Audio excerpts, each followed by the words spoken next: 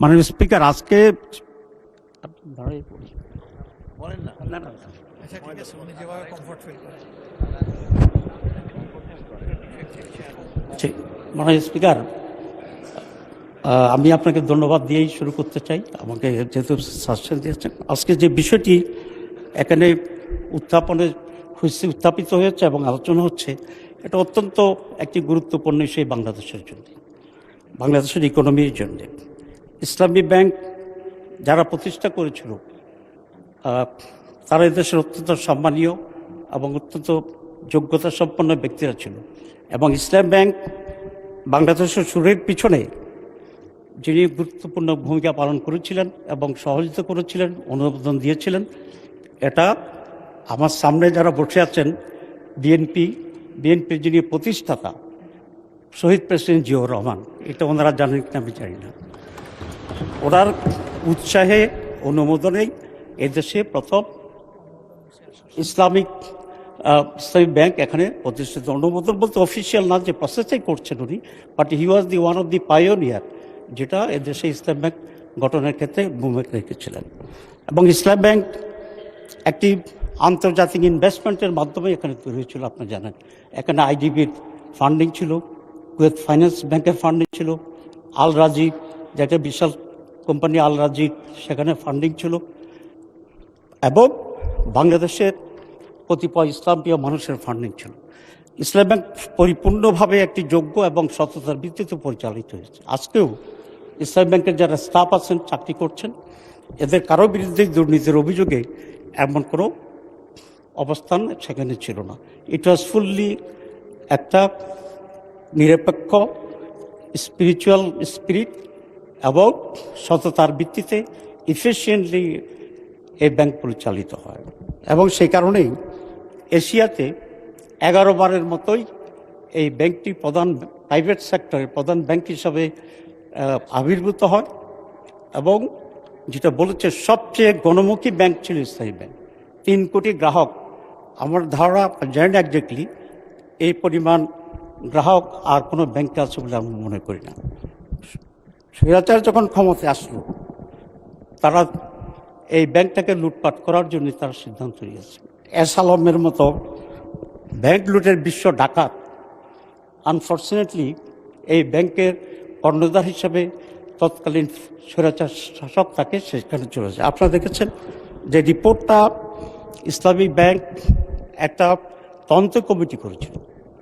সে তদন্ত কমিটিতে যে রিপোর্ট এখন ব্যাংকে আছে, ব্যাংকের কর্তারা জানেন যে 26টার মতো বিভিন্ন প্রতিষ্ঠান, ভুয়া প্রতিষ্ঠান তৈরি করে তাদের নামে এই ব্যাংক লোনটা নিয়ে যাওয়া হয়েছিল। এই ভুয়া কোম্পানিগুলি 26 জন যারা আছে, তাদের মধ্যে আপনার এস আলমের বাসার চাকর, তার চাকরানি, তার পিয়ন, তার কর্মচারী, এই ধরনের বহু লোককে দিয়েই একেবারে ভুয়া কোম্পানি গঠন করে আপনার 1,25,000 কোটি টাকা এই ইসলামী ব্যাংক থেকে সরিয়েছিল। এই অভ্যুত্থানের পরে আপনার আবার নতুন করে এই ব্যাংক কিছুটা প্রাণ ফিরে পায়। 26,000 কোটি টাকার মতো নতুন টাকা এখন গ্রাহকদের পক্ষে এখানে আছে। আমরা আশা করেছিলাম যে এই সরকার এসে সর্বপ্রথম বিদেশের যে টাকাগুলো আছে এসালাম নিয়ে চলে গেছিল, সেগুলোকে ফেরত আনার জন্যই উদ্যোগ গ্রহণ করবে। কিন্তু আমরা লক্ষ্য করছি সেই দিকে না গিয়ে গভর্নমেন্ট বিতর্কিত লোকদেরকে সেখানে বসিয়ে এখন যে পরিমাণ কিছু টাকা আছে জনগণের টাকা, সে টাকাকেও কিভাবে লুটপাট করা যায় সেরকম উদ্যোগ গ্রহণ করছে বলে আমরা সেটা দেখি। যে ব্যক্তিটিকে এখন চেয়ারম্যান হিসাবে নিয়োগ করা হয়েছে, তার ব্যক্তিগত চরিত্র, তারপর টাকা আত্মসাৎ, ঘুষ খাওয়া, এই ব্যাপারে ইতিমধ্যেই বহু রিপোর্ট আমরা এখানে দেখতে পাচ্ছি। এরকম একটি লোককে ইসলাম ব্যাংকের, যেখানে সততাই অন্যতম প্রধান বিষয় ছিল, ইফিসিয়েন্সি প্রধান ছিল, সেই সৎ ব্যাংকটির চেয়ারম্যান বানানো হয়েছে একজন পরীক্ষিত, প্রমাণিত অর্থ আত্মসাৎকারী এবং দুর্নীতিবাজ ব্যক্তিকে। এরকম লোকেরা যদি এখানে চেয়ারম্যান হয়, তাহলে এসালামের মতোই তারা বাকি টাকাগুলোকে, জনগণের টাকাকে নিয়ে যাবে এটা অত্যন্ত পরিষ্কার, এবং এই জন্যই ইসলামী ব্যাংকের গ্রাহকদের ভিতরে এক বিরাট আতঙ্ক তৈরি হয়েছে। মাননীয় স্পিকার, আজকে ইসলামী ব্যাংকের যে টাকা, এ টাকাগুলো কাদের? এখানকার সহজ মানুষের, এবং যারা ইসলামিক অর্থনীতিতে বিশ্বাস করে, এটা তাদের টাকা। সুতরাং এই টাকার ব্যাপারে আমাদের অবশ্যই কনসার্ন আছে। সেখানে আমি একজন গ্রাহক, আমি একজন ডিপোজিটর আছি সেখানে, এবং এখানে যে যারা আছে তারা, এবং ওই সাইডে অনেকেই আসেন নিশ্চয়ই, যারা ইসলামী ব্যাংকের সাথে ব্যবসা করছেন এবং তারা কমফোর্টেবলি ব্যবসা করতে যাচ্ছেন। এখন একটি সরকারের লক্ষ্য হওয়া উচিত কি? একটি সরকারের লক্ষ্য হওয়া উচিত যে এ সমস্ত প্রতিষ্ঠানগুলো যাতে অধিকতর সুন্দর এবং সুচারুভাবে পরিচালিত হয়, সেই জন্য চেষ্টা গ্রহণ করা। কিন্তু আমরা দেখছি এই সরকার আসার পরে যে পরিবর্তনটা ব্যাংকে নিয়ে আসা হচ্ছে, এটা একেবারেই একটি নেগেটিভ অ্যাটিটিউড আমরা দেখছি, এবং অন্যায়কারী অসৎ লোকদেরকে দেওয়া হয়েছে। আমরা এটা জানতে চাই যে জুবাইদুর রহমান সাহেবকে চেয়ারম্যান করার পরে এখন যে ওমর ফারুক যে এটার এমডি ছিল, এই দুজনের নেতৃত্বে ব্যাংকটি আবার কিছুটা হইলে স্বাভাবিকতা ফিরে পাচ্ছিল।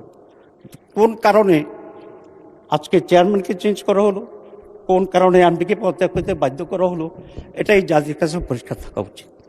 তো আমি এটা পরিষ্কার করে বলতে চাই যে ইসলামী ব্যাংক এর আগে যেভাবে ছিল মোহাম্মদুর রহমান এবং এমডি ফারুক, এদেরকে সেখানে রিহেবিলিট করে আগের পর্যায়ে রেখে তাদেরকে যে রিজাইন করতে বাধ্য করা হয়েছে, সেটাকে আবার উইথড্র করে ইসলামী ব্যাংকের স্বাভাবিকভাবে চলার জন্য সেই সুযোগ করে দেওয়া দরকার।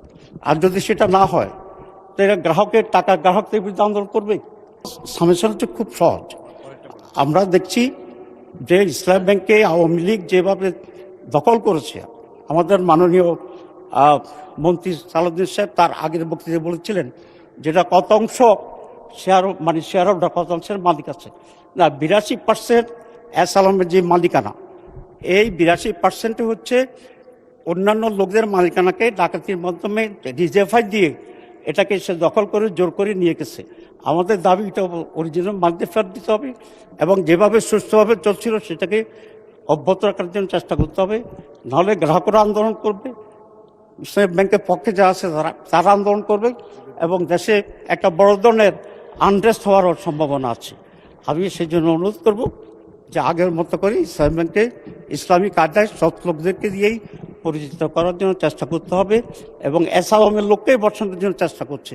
কোনো এস আলমের লোক ইসলামী ব্যাংকের কাজও দিতে পারবে না। ধন্যবাদ।